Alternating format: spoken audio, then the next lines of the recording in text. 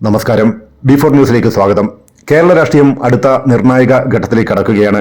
നിലമ്പൂരിലെ ഉപതെരഞ്ഞെടുപ്പ് ഫലം 2026 നിയമസഭാ തെരഞ്ഞെടുപ്പിന്റെ ദിശാസൂചികയായി മാറാൻ സാധ്യതയുണ്ട്. ബി4 ന്യൂസിന്റെ വിശകലനത്തിൽ നിലമ്പൂരിലെ LDF സ്ഥാനാർത്ഥി M സ്വരാജിന്റെ വിജയം ഒരു യാഥാർത്ഥ്യമാണ്. അത് വെറും വിജയമല്ല, കുറഞ്ഞത് 10,000 വോട്ടുകളുടെ ഭൂരിപക്ഷത്തിലായിരിക്കും ആ വിജയം. അതോടൊപ്പം 2026 പിണറായി വിജയൻ 3ാം തവണയും കേരളത്തിന്റെ മുഖ്യമന്ത്രി പദത്തിലെത്തുമെന്ന കാര്യവും നമുക്ക് ഉറപ്പിക്കാം. എന്തുകൊണ്ട് ഇങ്ങനെ പറയുന്നു എന്ന് നമുക്ക് വിശദമായി പരിശോധിക്കാം. നിലമ്പൂർ ഉപതെരഞ്ഞെടുപ്പ് ഒരു അനാവശ്യമായ തെരഞ്ഞെടുപ്പാണ് എന്ന് ആദ്യം തന്നെ പറയേണ്ടതുണ്ട്. അടുത്ത നിയമസഭാ തെരഞ്ഞെടുപ്പിന് അധികം ദൂരമില്ലാത്ത സാഹചര്യത്തിൽ കോടികൾ ചെലവഴിച്ച് ഒരു ഉപതെരഞ്ഞെടുപ്പ് നടത്തുന്നത് പൊതുപണത്തിന്റെ ദുരുപയോഗം തന്നെയാണ്. എന്നിരുന്നാലും തെരഞ്ഞെടുപ്പ് പ്രഖ്യാപിച്ച സ്ഥിതിക്ക് ഫലം എന്തായിരിക്കുമെന്ന് വിലയിരുത്തേണ്ടത് വളരെ അത്യാവശ്യമാണ്. നിലമ്പൂരിലെ LDF സ്ഥാനാർത്ഥി M സ്വരാജ് കേരള രാഷ്ട്രീയത്തിൽ പരിചിതമായ ഒരു മുഖമാണ്. മികച്ച വാഗ്മിയും യുവനേതാവുമായ സ്വരാജിന് യുവജനങ്ങളുടെയും മധ്യവർഗത്തിന്റെയും പിന്തുണയുണ്ട്. CPMന്റെ സംഘടനാ സംവിധാനം നിലമ്പൂരിൽ വളരെ ശക്തമാണ്. പ്രാദേശിക തലത്തിൽ അടിയുറച്ച സ്വാധീനം LDFനുണ്ട്. കഴിഞ്ഞ LDF സർക്കാരിന്റെ ജനക്ഷേമകരമായ പ്രവർത്തനങ്ങൾ, പ്രത്യേകിച്ചും പ്രളയകാലത്തും കോവിഡ് കാലത്തും നടത്തിയ ഇടപെടലുകൾ ജനങ്ങൾക്കിടയിൽ വലിയ മതിപ്പുളവാക്കിയിട്ടുണ്ട്. കിഫ്ബി വഴിയുള്ള വികസന പ്രവർത്തനങ്ങൾ, ലൈഫ് മിഷൻ പദ്ധതി, സാമൂഹ്യ സുരക്ഷാ പെൻഷനുകൾ എന്നിവയെല്ലാം സാധാരണ ജനങ്ങൾക്ക് വലിയ ആശ്വാസമാണ് നൽകിയത്. ഈ നേട്ടങ്ങൾ നിലമ്പൂരിലെ വോട്ടർമാർക്കിടയിൽ LDFന് അനുകൂലമായ തരംഗം തന്നെ സൃഷ്ടിക്കും. നിലമ്പൂരിലെ രാഷ്ട്രീയ സാഹചര്യങ്ങൾ സൂക്ഷ്മമായി പരിശോധിച്ചാൽ M സ്വരാജിന്റെയും സ്ഥാനാർത്ഥിത്വവും അതുപോലെ തന്നെ LDFന്റെ സംഘടനാ മികവും ചേർന്ന് ഒരു വ്യക്തമായ ഭൂരിപക്ഷം നേടാൻ അവരെ സഹായിക്കുമെന്നത് ഉറപ്പാണ്. കഴിഞ്ഞ തെരഞ്ഞെടുപ്പുകളിലെ വോട്ട് കണക്കുകൾ പരിശോധിച്ചാലും LDFന് വലിയ സാധ്യതകളാണ് നിലമ്പൂരിൽ ഉള്ളത്. നിലമ്പൂരിലെ വിജയം ഒരു സൂചന മാത്രമായിരിക്കും. 2026 നിയമസഭാ തെരഞ്ഞെടുപ്പിൽ കേരളം വീണ്ടും ചരിത്രം കുറിക്കാൻ പോവുകയാണ്. പിണറായി വിജയന്റെ നേതൃത്വത്തിൽ LDF വൻ വിജയം നേടും. അദ്ദേഹം 3ാം തവണയും കേരളത്തിന്റെ മുഖ്യമന്ത്രി പദത്തിലെത്തും.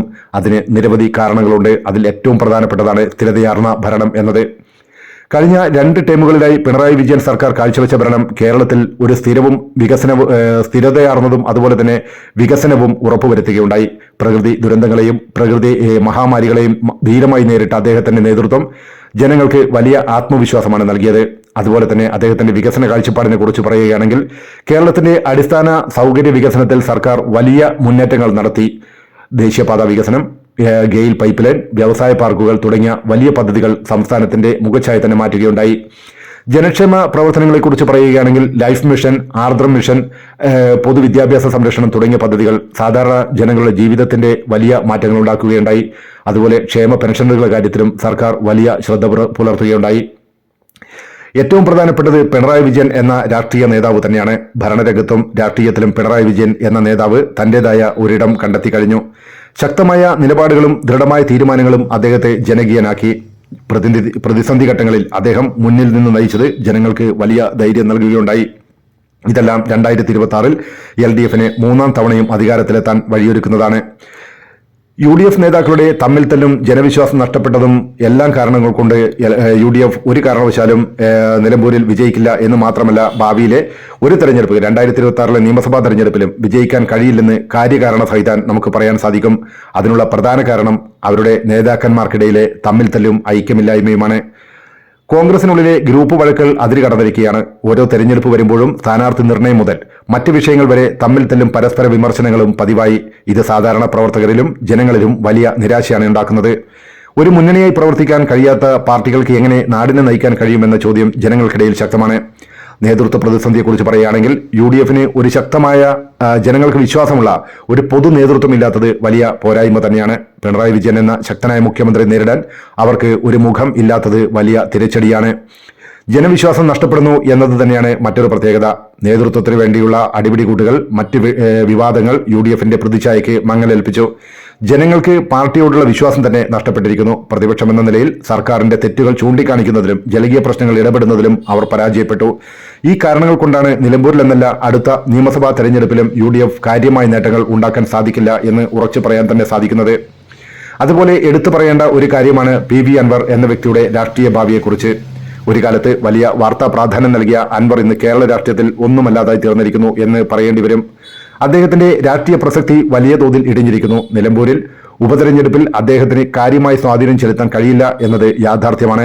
അദ്ദേഹത്തിന്റെ വ്യക്തിപരമായ പ്രശ്നങ്ങളും വിവാദങ്ങളും അദ്ദേഹത്തിന്റെ രാഷ്ട്രീയ ജീവിതത്തിന് തന്നെ തിരിച്ചടിയായിരിക്കുകയാണ്. BJP വളർച്ചയുണ്ടെങ്കിലും നിയമസഭയിലേക്ക് പോയിട്ട് ആ ഒരു 7 അയലത്ത് പോലും ഈ നിലമ്പൂർ നിയമസഭാ തെരഞ്ഞെടുപ്പ് മൂലം എത്തില്ല എന്ന് അവർ തന്നെ സമ്മതിച്ചു കഴിഞ്ഞ കാര്യമാണ്. കേരളത്തിന്റെ മതനിരപേക്ഷ സ്വഭാവം കണക്കിലെടുക്കുകയാണെങ്കിൽ കേരളത്തിന്റെ സാമൂഹികവും സാംസ്കാരികവുമായ പശ്ചാത്തലം BJPക്ക് എളുപ്പത്തിൽ വേരുറപ്പിക്കാൻ കഴിയുന്ന ഒന്നല്ല. കേരളത്തിലെ ജനങ്ങൾ മതനിരപേക്ഷതയ്ക്ക് വലിയ പ്രാധാന്യം നൽകുന്നവരാണ്. BJPയുടെ ദേശീയ രാഷ്ട്രീയത്തിലെ നിലപാടുകൾ കേരളത്തിൽ പലപ്പോഴും സ്വീകാര്യമാകുന്നില്ല. അതുപോലെ തന്നെ ഏതാനും ചില മണ്ഡലങ്ങളിൽ അവർക്ക് വോട്ട് വർദ്ധിപ്പിക്കാൻ സാധിച്ചേക്കാം. എന്നാൽ കൂടി ഒരു സീറ്റ് നേടുന്നതിലേക്ക് ആ ഒരു ജനപിന്തുണ എത്താൻ സാധിക്കുന്നില്ല എന്നതും എടുത്തു പറയേണ്ട കാര്യം തന്നെയാണ്. കേരളത്തിലെ രാഷ്ട്രീയം പലപ്പോഴും UDFും LDFും തമ്മിലുള്ള മത്സരമാണ്. BJP ഒരു മൂന്നാം ശക്തിയായി ഉയർന്നു വരാൻ കൂടുതൽ സമയങ്ങളെടുക്കും എന്ന് തന്നെയാണ് ഇത് പറയുന്നത്.